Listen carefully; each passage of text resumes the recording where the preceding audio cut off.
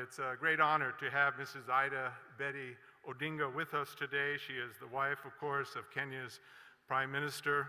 She has been a great and leading influence in his journey to become the Prime Minister. We all know, especially all of us men, that behind any one of us that has done much good in life lies always great women, certainly our mothers, but also most of the time our spouses. But she is a leading support and advisor and guide to the Prime Minister.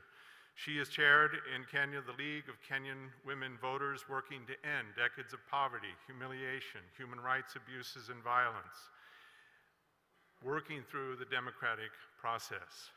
She became the first Kenyan woman to head a major corporation in East Africa. The Ida Odinga Trust, which she founded, works for the advancement of women and children and their rights in the areas of education, maternal health, nutrition, and women in leadership. She works to ensure that in Kenya, every child goes to school. She's been a stalwart ambassador for peace. Recently, I was in Kenya with our Secretary General, Mr. Hamad, and we had a wonderful personal visit in her office, and she's always ready to support, and we're proud of our Kenyan chapter and Africa chapter. Let's give a warm welcome to Mrs. Ida Betty Odinga.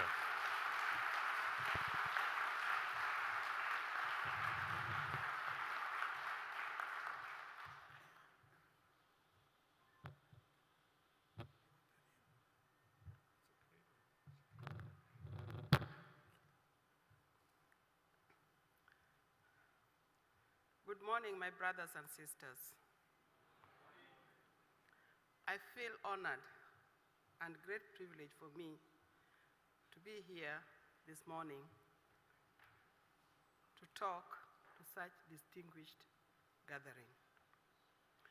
I must start by thanking God that has enabled me to be here this morning, and also to thank the leadership of UPF for having organized such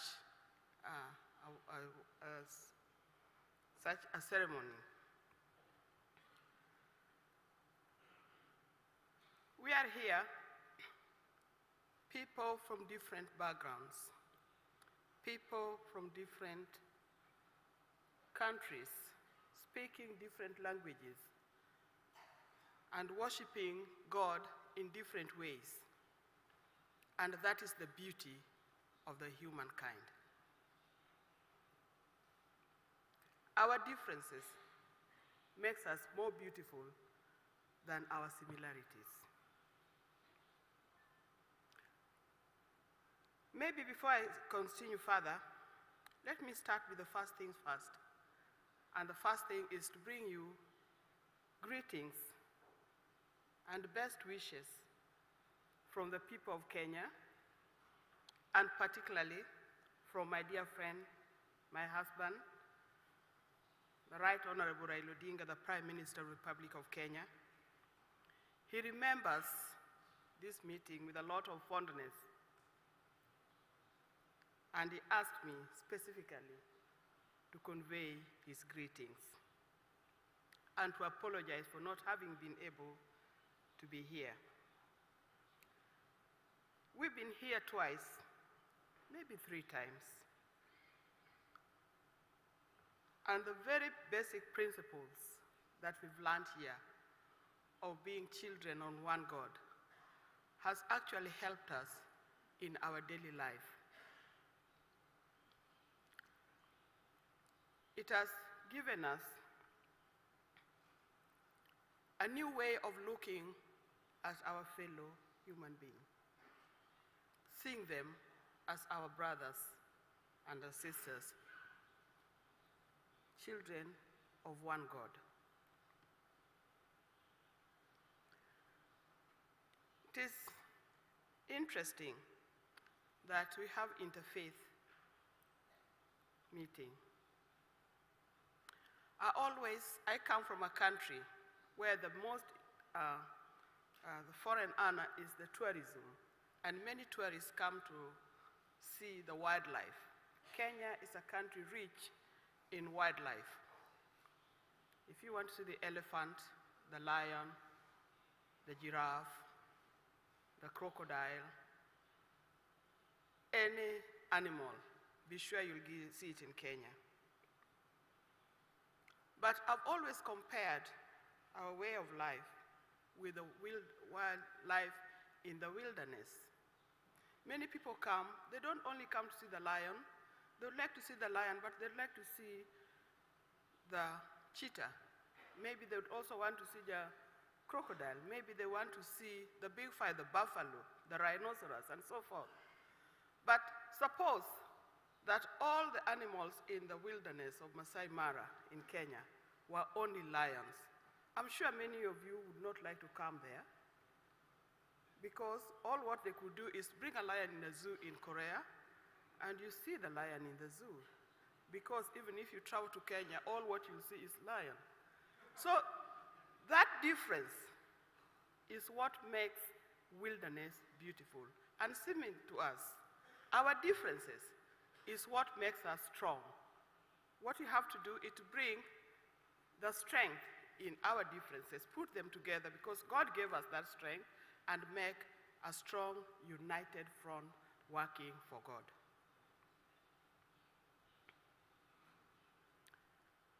When God puts you in a position of leadership, He also gives you a position of responsibility. He wants you to use that responsibility to work for your people. And I've learned that God has put me in this position so that we can work to unify our people, to bring peace to our people, to preach peace, so that people can live in harmony.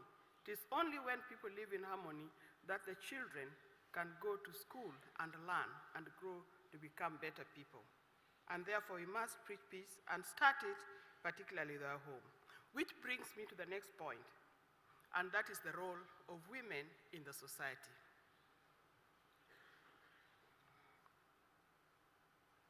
Particularly, if you happen to be the wife of a leader like me, what is your role? Dr. Walls has just talked about what my husband has gone through the last few days.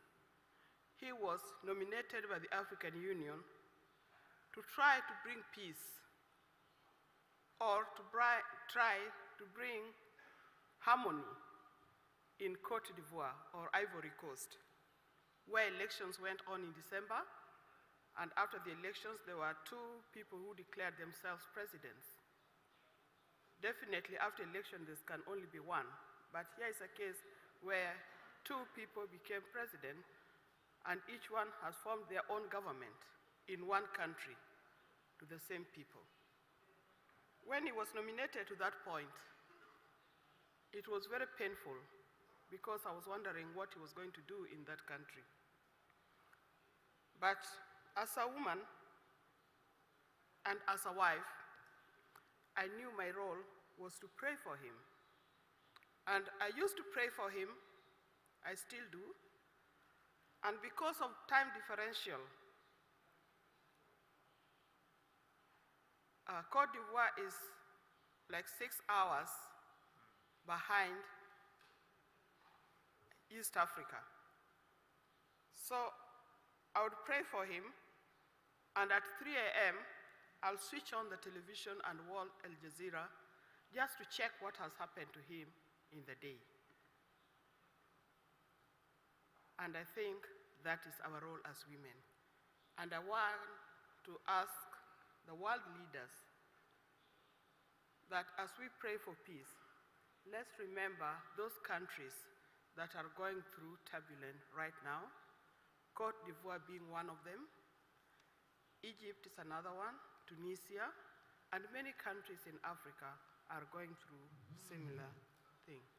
Let's make it a point to pray for them so that they can be able to enjoy peace for future development of their countries. Once again, I want to thank you very much for giving me this opportunity, and I want to thank you very much for leading this organization and make it possible for us to gather here and Thank you and God bless.